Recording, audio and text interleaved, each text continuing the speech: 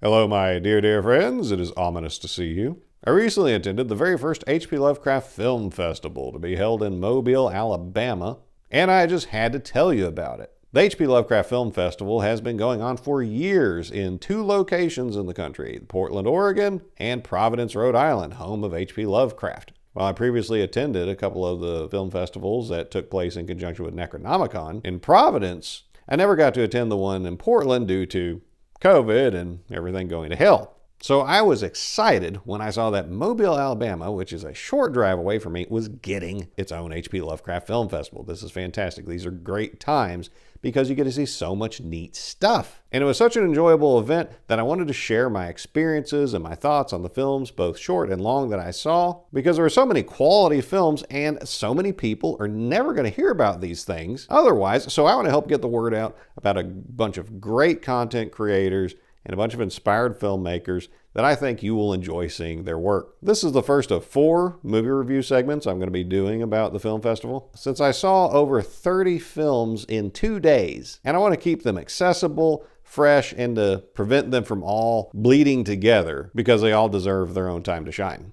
As an opening act for my weekend of film binging, I got to witness a cultist of the esoteric order of Dagon tell me why we should embrace the inevitable when confronted with the cruel, cold reality of our unimaginably horrible world by breeding with fish people, or deep ones for those in the know. He claimed they were already among us and had been for quite some time, so why delay the inevitable? Give in to our pescatarian lusts and get down to some fishy business. To really seal the pact, he then gave a rousing a cappella rendition of Baby Got Bass, which frankly held up to the high standards of the Sir Mix-a-Lot song that inspired it. With that to set the mood, I was ready for whatever the first block of short films I had to watch had in store for me. So my mini reviews are going to consist of the name of the film that I saw, the available information on it, and any trailers I might have been able to find, how the movie sells itself, and my thoughts on how I did or did not enjoy it. The first short film was a Welsh production, and believe me, it's so thoroughly Welsh that the dialogue is entirely in Welsh, so go ahead and add on 1 layer of cosmic horror to the short film. Titled Okay, now remember this is in Cymric or Welsh or whatever you want to call it. The Wyrm of Bwlch pen Barras. I'm sure I butchered that. The movie starts one winter morning in Wales when 3 men gather to carry out a terrible but necessary ritual in a nearby mountain pass. Bear in mind that a worm in Welsh mythology is a dragon, so while the events that unfold do get bloody, the price they pay is far preferable to whatever the alternative would be. I was able to find the film's website and trailer, and both links are in the description below. Clocking in at 17 minutes, I liked it. Like many cosmic horror movies, it has a good soundtrack, we get some fine acting, and the cinematography is generally good, as is the use of terroir to establish a sense of place. When it comes to the supernatural elements, there are no FX at all, which in this context works out okay. The thing we don't see is supposed to be too horrible to look at, so I get it, but it would have still been nice to have something beyond my own imagination to populate the horrors going on. Since many of the Welsh are trying to preserve their ancestral tongue and establish their own place in a modern cultural context, I was happy to see this movie because it was good. So it's the only Welsh production I've seen, and it was good. So the Welsh are batting 100% in my book. Next up, clocking in at 22 minutes that flew by, we have The Nightmare Adorable. A horror comedy spoof, this one covers both the money-grubbing and sincere aspects of YouTuber culture. The premise here is the hosts of a horror chat show start shilling a very sellable plastic toy version of their favorite fictional dark deity, Bwlch. But in doing so, enrage a fan who shows up and then the fear starts. I really like this one. The acting was good, the set and production values were good, and it made excellent use of special effects, whether they were practical, CGI, or animated. The humor really worked as well, and some of the one-liners had me laughing hysterically. The horror aspect hit surprisingly dead on target, and the creator wrote in details very specific to play on specific niche fears, and then he pinched those fears just as hard as he possibly could. He also explored some very human issues in a meaningful and enjoyable way. I found no downsides to this one, just upsides. This was apparently a successful Kickstarter project, and creator Joseph Scrimshaw was on hand to do a question and answer session after the showing. He came across as a very engaging and interesting creator, so I may ask him for an interview in the future.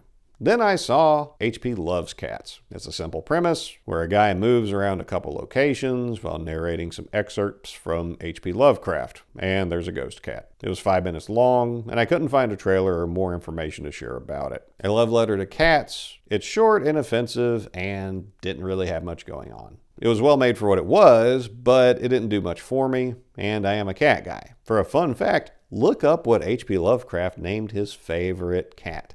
And next up was Ihruqax. Over 12 minutes, we follow a young blind woman who goes to visit her father. Since she last visited, he has become obsessed with an unknown horror he sees through his telescope, which he calls Ihruqax. He has plastered the house with fever dream drawings of what he sees, but his daughter can only go on how weird he acts and the things that he says, because she can't see the horrors he has. Things don't stop there, but I don't want to give the ending away. A Danish film, I couldn't find a trailer, but there is a link to the film's Facebook page in the description. I enjoyed this one, as it had good acting and made effective use of a sparing soundtrack. The atmosphere created was creepy, and the ramifications were compelling, but it would have been nice to see more of the horrors that were tormenting her father and eventually the world. And despite there being a well-known full feature-length film of the same title, an Italian filmmaker decided to make a short called From Beyond. Set in 1944 in northern Italy, a U.S. Army officer is sent on a secret mission behind enemy lines in order to make contact with a local anti-Nazi resistance leader who he has worked with before. As things turn out, weird science is a secret weapon this resistance leader and the Army officer have access to and are working on, including teleportation. The resistance leader is also a radical scientist who disappeared for weeks, and when he came back, his own partisans imprisoned him because he came back riddled with madness. As the Army officer and the new resistance leader are bickering, the Nazis show up, and the officer takes the mad scientist up on his offer that would be his only way out alive. Things then go sideways as the mad scientist found a way to not only teleport in this world, but also to a whole new realm. Clocking in at 17 minutes, there is a production trailer and stills at the link in the description. A very Italian movie? The fundamentals are good, but I feel that its reach exceeded its grasp. The acting was serviceable, but not great. The sets were amazing, though. It was authentic Italy, and I could feel the chill in the air. I could smell the dust and the age in the locations that they were filming. And the other world didn't quite wow, though. So while it is worth a watch, it's not the best or the worst short film I saw at the festival. However, it was followed by the sleeper hit that might have been the best movie of my weekend, and that was Howie's Flowers.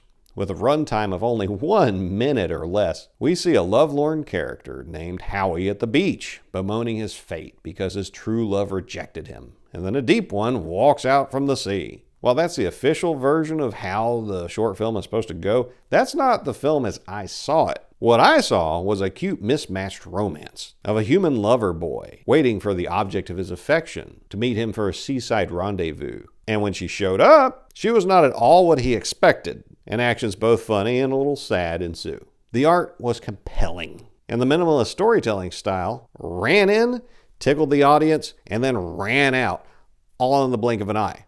I loved it. The last movie of this review segment was Oddities.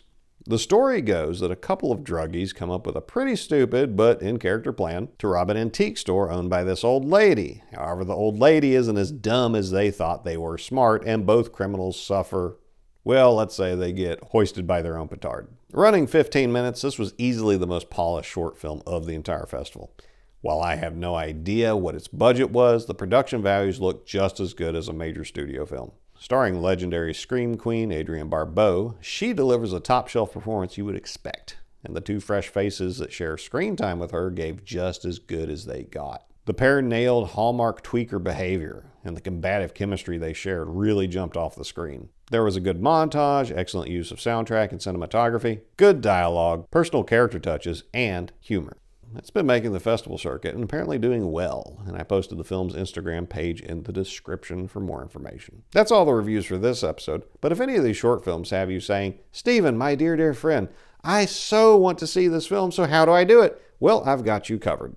Since these short films are on the festival circuit, they cannot go into commercial release, even for free, and be considered by the different festival committees. But there are two options coming your way. First, the HP Lovecraft Film Festival will be hosting a streaming event where you can see all the short films and feature-length movies I saw and some I didn't see December 2nd and 3rd of 2023. If the price gives you sticker shock, let me assure you it is well worth it, and you will get an incredible amount of film enjoyment for your money. Second, each year's HP Lovecraft Film Festival short film collection eventually winds up on a DVD or Blu-ray for that year's festival. Those are usually priced $20 to $25 each, and they are so worth buying that I have the whole collection.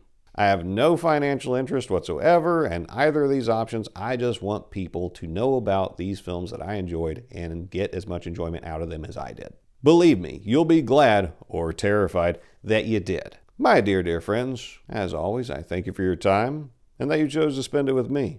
And as we part for now, I wish you nothing but the best.